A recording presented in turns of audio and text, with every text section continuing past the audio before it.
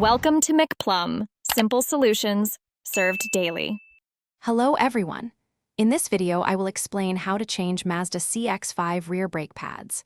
First, it is crucial to engage the electronic parking brake maintenance mode. This prevents damage to the system.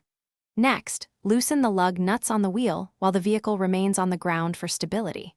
Then, carefully lift the vehicle using a reliable jack and secure it firmly with 2 jack stands. Finally, remove the wheel to fully expose the brake components, ensuring a clear workspace for the job ahead.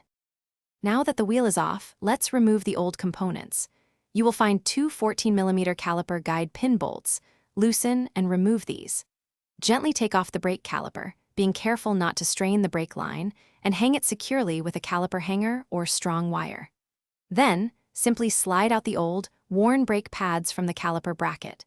Take a moment to inspect your brake rotor and caliper for any unusual wear or damage. With the old pads out, it's time for the new ones. For the rear brakes, it is essential to retract the caliper piston straight back. Do not twist it, as this can cause damage. Use a proper compression tool for this step.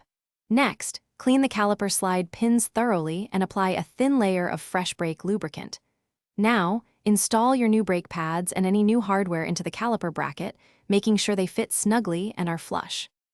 For the final steps, carefully reinstall the caliper over the new pads and rotor. Tighten the 2 caliper guide pin bolts to 22 foot-pounds. Mount the wheel back onto the hub and torque the lug nuts to 100 foot-pounds in a star pattern. Remember to exit the electronic parking brake maintenance mode as instructed.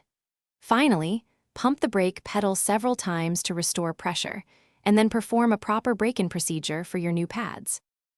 Thanks for watching. Stay juicy and subscribe.